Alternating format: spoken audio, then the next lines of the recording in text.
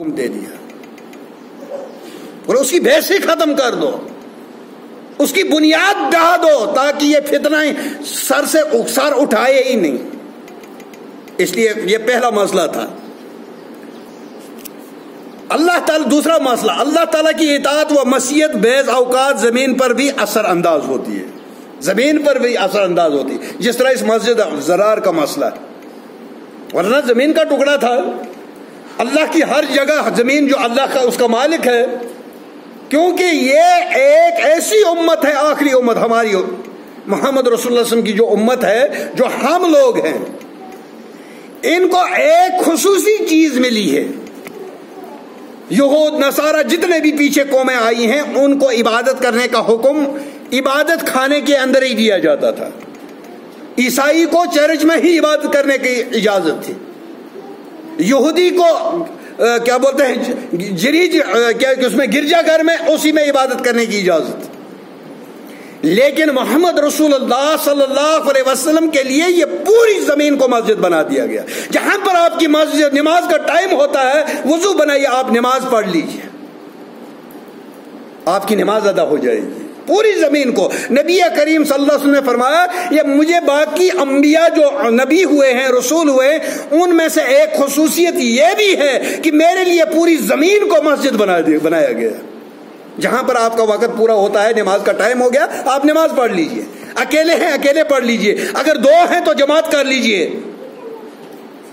دو اکیلے مت پڑھیے، دو ہوں تو پھر جماعت کرنی لازمی ہے۔ اور یہ آداب بھی سکھائے گئے کہ جب دو ہوں تو آپ صف کیسے بناؤ گے، اب جب تین ہو جائیں گے تو پھر صف کیسے ہوگی، تین سے زیادہ ہوں گے تو صف کیسے ہوگی، دو ہوں گے تو دونوں کھڑے ہوں گے، امام بائیں سائڈ کھڑا ہوگا اور مقتدی دائیں سائڈ کھڑا ہوگا، اور اگر دو سے زیادہ ہیں تو امام آگے چلا جائے گا اور مقتدی پیچھے چلے جائیں گے۔ قربان جاؤں محمد رسول اللہ صلی اللہ علیہ وسلم پر۔ وضو کرنے کا طریقہ سکھایا، نماز پڑھنے کا طریقہ سکھایا، کلی کرنے کا طریقہ سکھایا، ناک صاف کرنے کا طریقہ سکھایا، نکاح کا طریقہ سکھایا، طلاق کا طریقہ سکھایا، کھانے پینے کے آداب سکھائے، سونے کے آداب سکھائے، اٹھنے بیٹھنے کے آداب سکھائے، گھر میں داخل ہونے کے آداب سکھائے۔ وہ کون سی چیز ہے جو محمد رسول اللہ صلی اللہ علیہ وسلم نے اپنی امت کو نہ بتائی ہو؟ کوئی چیز ایسی نہیں ہے۔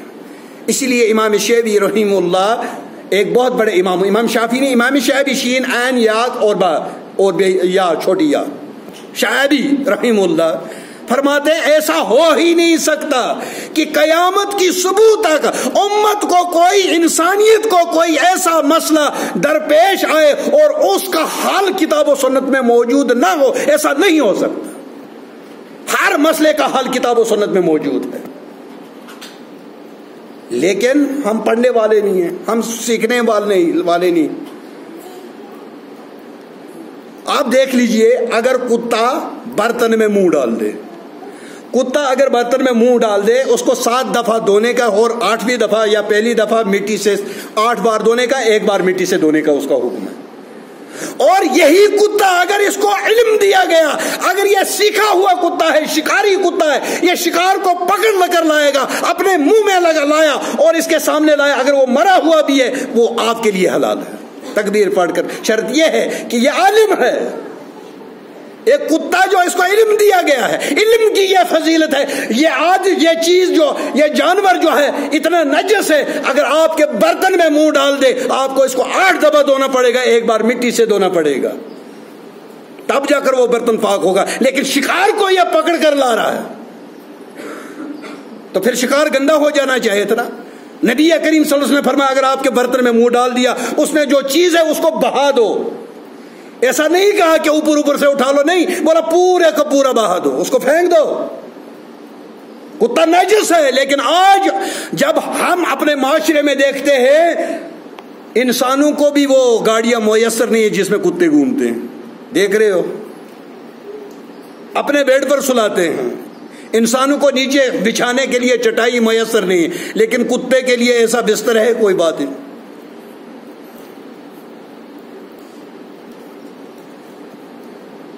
تو تیسرا مسئلہ، کسی مشکل مسئلہ کو سمجھانے کے لیے واضح مسئلہ پیش کرنا چاہیے تاکہ کوئی اشکال باقی نہ رہے۔ مفتی کا کام ہے یہ کہ واضح مثال دی جائے، مثال سے سمجھایا جائے۔ ارے ہم اللہ کی پیداوار ہیں، ہم اللہ کی مخلوق ہیں، اللہ ہمارے بارے میں جانتی۔ اتنا ہی نہیں، کل مجھے بھی پتہ نہیں ہے کہ میں کل اس وقت کیا کام کروں گا اور میرے دل میں کون سی رائے ہوگی۔ اللہ یہ جانتا ہے میں کل کیا کرنے والا ہوں، پرسوں کیا کرنے والا ہوں، ایک سال نہیں، میرے مرنے تک میں کیا کرنے والا ہوں، سب کچھ جانتا ہے۔ اتنا علیم الخبیر ہے، اتنا علم رکھنے والا، میرے دل کے ارادے کو جاننے والا۔ میرے ماں باپ ہم سے زیادہ قریب، بچوں سے زیادہ قریب ہوتے، لیکن بچوں کی رائے ان کو بھی پتہ نہیں ہوتی بچے کیا سوچ رہے ہیں، لیکن اللہ کو معلوم ہے۔ ایسے علیم اور خبیر اللہ کو چھوڑ کر ہم کہیں اور پتھروں کے نیچے، کسی درخت کے نیچے جھک جائیں اور سجدہ کرنا شروع کر دیں، یہ کون سا انصاف ہے؟ اللہ را مجھے بتائیے، اگر آپ کو آپ کی بیوی اتنا ہی کہہ دے آپ خوبصورت ہیں، لیکن آج میں بازار میں جا رہی تھی، میں نے ایک لڑکا دیکھا وہ آپ سے زیادہ کتنا خوبصورت، آپ سے زیادہ خوبصورت ہے، یہ اس کو برداشت کرے گا؟ نکاح میرے ساتھ تعریف اس کی کر رہی ہے، ڈنڈا اٹھا کر اس کے، اگر تیری غیرت یہ برداشت نہیں کرے گی، اللہ رب العالمین تو سب سے بڑا غیرت والا ہے، وہ کہاں یہ برداشت کرے؟ بندہ میں نے بنایا، جھک کہیں ہو رہا ہے، بندہ میں نے بنایا، درخت کے آگے جھک رہا ہے، پتھر کے آگے جھک رہا ہے، اس کو کیا ہو گیا؟ میں اس کا خالق ہوں، میں اس کا مالک ہوں، اس کو تو میرے سامنے جھکنا چاہیے، میرے بغیر کسی کے سامنے نہیں جھکنا چاہیے۔ اگر انجانے میں کرتا پھر بات، لیکن تعلیم ہونے کے باوجود اللہ بار بار کہہ رہا ہے مت جھک، پھر بھی جھک رہا ہے، مت میرے بغیر کسی سے مت مانگ، صرف مجھ سے مانگ، لیکن پھر بھی مانگ رہا ہے، کبھی کہیں در در کی ٹھوکریں کھا رہی ہے۔ پورے کائنات کے اندر اگر مسلمان اس وقت پریشان ہے، ذلت اور مسکنت کا شکار ہے، یا یہی وجہ ہم اللہ کی کتاب سے بہت دور ہو چکے۔ مسلمان کو دیکھ کر، پرانے زمانے کی بات یہ، مولانا شوکت احمد شاہ ہمارے صدر ہوا کرتے تھے، وہ پھیری کا کام کرتے تھے، شال بیچتے تھے۔ بولا میں بنگلور کی کوئی مجھے یاد نہیں ہے کہ گوا کے لکھنؤ کوئی ایسی جگہ پر گیا تھا، پھیری کرنے گیا تھا۔ بولا میں نے دیکھا جتنے بھی وہاں پر غیر مسلم ہیں، غیر مسلم بھائیوں کو جو ڈرائیور ہیں بڑے لوگ، ان کے سب جو ڈرائیور جو ہیں وہ سب مسلمان ہیں۔ تو اس نے ان سے سوال کیا کہ یہ جو ہے آپ لوگوں نے مسلمانوں کو ڈرائیور ہی کیوں رکھا ہے؟ دوسرے قوم، بہت ساری قوم ہیں، آپ نے اپنوں کو کیوں نہیں رکھا؟ انہوں نے کہا مولانا ہمیں 7 پیڑھیوں سے جب ہمارے گھر میں گاڑی نہیں رکشے ہوتے تھے، اس وقت بھی مسلمان ہی اس کو چلاتا تھا۔ بولا خاص وجہ کوئی؟ بولا وجہ یہ ہے کہ آج تک ہمیں یہ کبھی معلوم ہی نہیں ہوا، کبھی ایسا ہوا ہی نہیں کہ ہماری بہو بیٹی کے ساتھ کسی رکشے والے ڈرائیور نے یا گاڑی والے ڈرائیور نے اس کو آنکھ اٹھا کر دیکھا ہو۔ اور آج آپ دیکھو ہم کس مقام پر کھڑے ہیں۔ ایک وقت تھا جب مسلمان کو دیکھ کر لوگ خوش ہو جاتے تھے، اب میں تحفظ میں آ گیا، آج مسلمان کو دیکھ کر آج لوگ بھاگ رہے ہیں۔ وجہ کیا ہے؟ وجہ یہی ہے ہم کتاب و سنت سے دور ہو چکے ہیں۔ جتنا ہم کتاب و سنت سے جو قوم دور ہوتی جائے گی، اتنا وہ گمراہی کے اندر ملوث ہوتی جائے گی۔ ایک سال ایک گمراہی ہوگی، دوسرے سال دوسری گمراہیاں آتی رہیں گی، اندھیروں کی طرح آتی رہیں گی، اس کو اپنی لپیٹ میں لیتی رہے گی، اور آخر کار اس کا نتیجہ، گمراہی کا نتیجہ کیا ہے؟ اللہ بچائے۔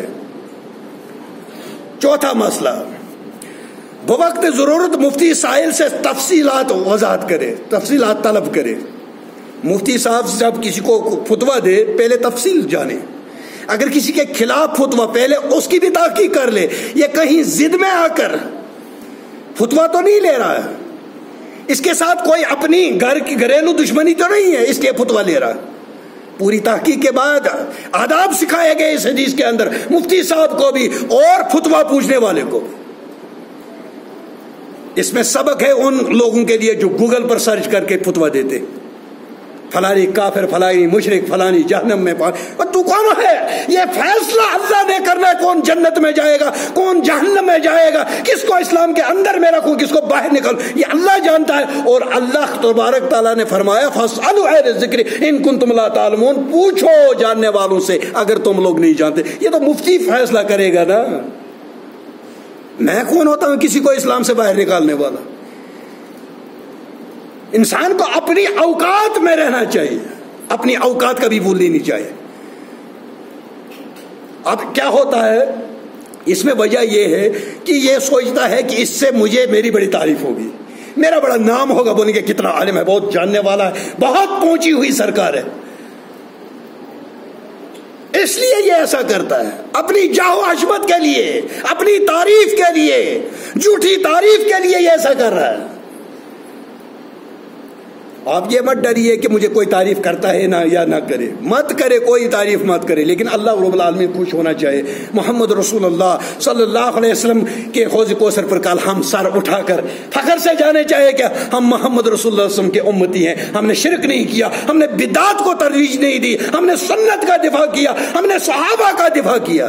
آج تو بیڑا گرک ہے، صحابہ کو ہی تنقید کا نشانہ بنایا جا رہا ہے۔ ایسے بھی لوگ ہیں اسلام کے نام پر، اسی اسلام کا نام ان کو بھی دیا گیا ہے، اور صحابہ کی بدتمیزی سے ان کا بات کرتے ہیں۔ اور میں نے یہ بتایا مومن کی یہ نشانی ہے، مومن کی یہ نشانی ہے، وہ مومن مانا جائے گا جو حضرت امیر معاویہ رضی اللہ تعالیٰ عنہ کی عزت کرتا ہو۔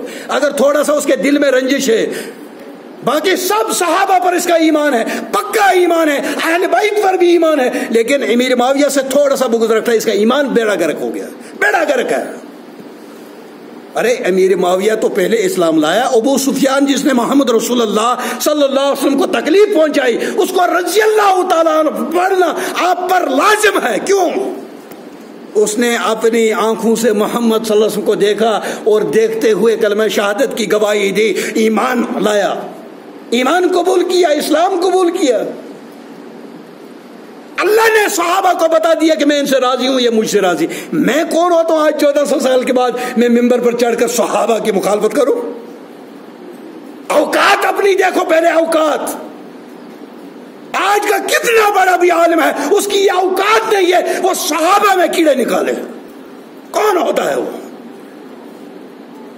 اگر وہ صحابہ پر تنقید کرتا ہے، اس کا مطلب وہ اللہ پر تنقید کرتا ہے۔ اللہ کو بھی پتہ نہیں ہے، نعوذ باللہ من غضب اللہ، پھر اللہ کو پتہ نہیں تھی، انہوں نے رضاعت کی سرٹیفکیٹ دی، میں ان سے راضی ہوں یا مجھ سے راضی ہیں۔ اللہ کو بھی نعوذ باللہ پھر دھوکہ لگ گیا۔ اس لیے صحابہ کے بارے میں زبان سنبھال کر ہوش اور حواس میں رہتے ہوئے بات کی جائے۔ پانچواں مسئلہ، اس سے معلوم ہوا کہ کسی خاص مقام کو منت اور نظر ماننے کے لیے مخصوص کرنے میں کوئی کباط نہیں، بشرط کہ اس میں کوئی شرعی رکاوٹ نہ ہو۔ جس طرح سے اس میں پوچھا رسول اللہ صلی اللہ علیہ وسلم کیا وہاں کوئی بت تھا جس کی بات کی؟ بولا نہیں۔ یہاں پر میلہ لگتا تھا؟ بولا نہیں۔ بولا پھر جاؤ کرو پوری، اور ایسی نظر بھی پوری مت کرو جو آپ کے اختیار میں نہیں ہو۔ میں کعبہ میں 10 دن کا اعتکاف کروں گا، کعبہ کے اندر گھس کر۔ مسجد حرام میں کر سکتا ہے کیونکہ پیسے ہوں گے، کر سکتا، مسجد حرام میں کوئی نہیں روکے گا، لیکن کوئی کہے گا میں کعبہ کے اندر 10 دن کا اعتکاف کروں، ایسا ممکن ہی نہیں ہے، ایسا ہو ہی نہیں سکتا اس سے۔ وہاں کے رہنے والے اتنے بڑے امام ہیں، وہ نہیں کر سکتے تو کہاں سے کرے گا؟ ایسی نظر ماننی نہیں چاہیے جو آپ نے انسان کے اختیار میں نہ ہو۔ میں چاند پر نماز پڑھوں گا، میرے اختیار میں، میری اوقات کیا ہے؟ میں 1000 فٹ اونچا چلا جاؤں جہاز میں، اس میں ڈرتا ہوں، تو وہاں پر پہنچنے کی تو بات ہی نہیں ہے۔ تو وہ نظر مانی جائے جو اس کی اپنی اوقات میں رہتے ہوئے نظر بھی مانی جائے۔ اور چھٹا مسئلہ، جس مقام پر دور جاہلیت میں کوئی وثن بت رہا ہو وہاں نظر پوری کرنا منع، خواہ اب اس سے وہاں ختم، چاہے وہ اٹھا دیا ہو پھر بھی وہاں پر اجازت نہیں۔ ساتواں مسئلہ، کسی ایسی جگہ پر بھی نظر نہیں کی جا سکی جہاں مشرکین کا میلہ یا تہوار لگتا تھا، بالکل وہاں پر حرام ہے۔ اگرچہ اب وہ سلسلہ بند ہو، اگر سلسلہ بند بھی ہو پھر بھی نہیں کر سکتا۔ آٹھویں چیز، اگر کسی مشرکین کے بت تہوار والے مقام کی نظر مانی ہو تو اسے پورا کرنا جائز نہیں، کیونکہ یہ نافرمانی کی نظر ہے جو ناجائز ہے۔ نافرمانی کی نظر پوری کرنا جائز نہیں بلکہ ناجائز ہے۔ اور نوواں مسئلہ، اس سے یہ بھی معلوم ہوا کہ تہوار میں بھی مشرکین کی مشابہت سے بچنا، تہوار منانے میں بھی پٹاخے چھوڑنے والوں کو یہ ہوش کے ناخن لینے چاہیے، سرسریاں جلانے والوں کو، عید کے دن ایسا کرنے والوں کو، ان کو ہوش کے ناخن لینے چاہیے، مشابہت بھی نہیں کرنی ہے، کیونکہ نبی کریم صلی اللہ علیہ وسلم کی حدیث ہے جس نے جس قوم کی مشابہت کی وہ انہی میں سے ہے، اس لیے کسی قوم کی مشابہت بھی نہیں کرنی چاہیے، یہ بہت بڑا نازک مسئلہ ہے۔ اور یہاں پر آگے ایک اور چیز بھی بندش لگائی، اگرچہ مشرکین کی مشابہت کرنا اس آدمی کا مقصد بھی نہ ہو پھر بھی کرنا حرام ہے، منع ہے۔ 9واں مسئلہ، یہ 9واں مسئلہ تھا۔ 10واں مسئلہ، اللہ تعالیٰ کی نافرمانی والی نظر جو ہے وہ باطل ہے، اللہ تعالیٰ کی نافرمانی والی نظر ماننا یہ باطل ہے، حرام۔ 11واں مسئلہ، جو امر انسان کی وسعت طاقت میں نہ ہو اس کی نظر ماننا بھی ناجائز اور غلط ہے۔ تو یہ تھا آج کے اس سبق کا ادیش کہ محمد رسول اللہ صلی اللہ علیہ وسلم کی اس حدیث کا مقصد یہی ہے کہ جہاں پر اللہ کی نافرمانی ہو وہاں پر نظر پوری کرنا، وہاں پر ذبح کرنا یہ بھی جائز نہیں ہے، چاہے وہاں پر اب وہ چیز چھوڑ دی گئی ہو پھر بھی کسی بھی صورت میں یہ چیزیں نہیں کرنی چاہیے۔ یہی توحید کا تقاضا ہے، یہی اسلام کا تقاضا، یہی اس دعوت کا تقاضا ہے جس دعوت کو لے کر کائنات کے امام اعظم حضرت محمد رسول اللہ صلی اللہ علیہ وسلم کو بھیجا گیا۔ یہی ہمارا زندگی کا مقصد ہے، اور یہی اس شاعر نے کہا اپنی شاعری میں، میری زندگی کا مقصد تیرے دین کی سرفرازی، میں اسی لیے مسلمان، میں اسی لیے نمازی۔ وآخر دعوانا الحمدللہ رب العالمین، والسلام علیکم ورحمۃ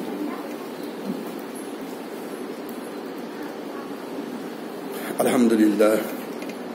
الحمدللہ الذی نحمده ونستعینه ونستغفره ونعوذ باللہ من شرور انفسنا ومن سیئات اعمالنا، من يهد الله فلا مضل له ومن يضلل فلا هادي له، ونشهد ان لا اله الا الله ونشهد ان سيدنا وسندنا ومرشدنا ومولانا محمدا عبده ورسوله بأرسل حق بشيرا ونذيرا، اما بعد فإن خير الحديث كتاب الله وخير الهدي هدي محمد صلى الله عليه وسلم وشر الأمور محدثاتها وكل محدثات بدعة وكل بدعة ضلالة وكل ضلالة في النار۔ اللهم نصر من نصر دين محمد صلى الله عليه وسلم وجلنا منهم، من خذل دين محمد صلى الله عليه وسلم ولا تجلنا منهم، يرحمكم الله إن الله يأمرون بالعدل والإحسان وإيتاء ذي القربى وينهى عن الفحشاء والمنكر والبغي لعلكم تذكرون واذكروني اذکرکم واشکروا لی ولا تکفرون۔ اے اللہ جو ہسپتالوں کے اندر بیمار شفائی کامل عطا فرما، گھروں کے اندر بیمار شفائی کامل عطا فرما، اس مجلس میں کوئی بیمار شفائی کامل عطا فرما۔ اے اللہ مرد بیماروں کو شفا عطا فرما، خواتین بیماروں کو شفا عطا فرما۔ اے اللہ ہمارے بچوں کو ہدایت فرما، ہماری بہو بیٹیوں کو ہدایت فرما، ہمارے بزرگوں کو ہدایت فرما۔ اے اللہ ہمارے والدین کو جنت نصیب فرما۔ اے اللہ ہمارے والدین کے حسنات کو قبول فرما، سیئات سے درگزر فرما۔ اے اللہ انہیں جنت میں کروٹ کروٹ جنت نصیب فرما۔ اے اللہ ہمارے والدین کو کروٹ کروٹ جنت نصیب فرما۔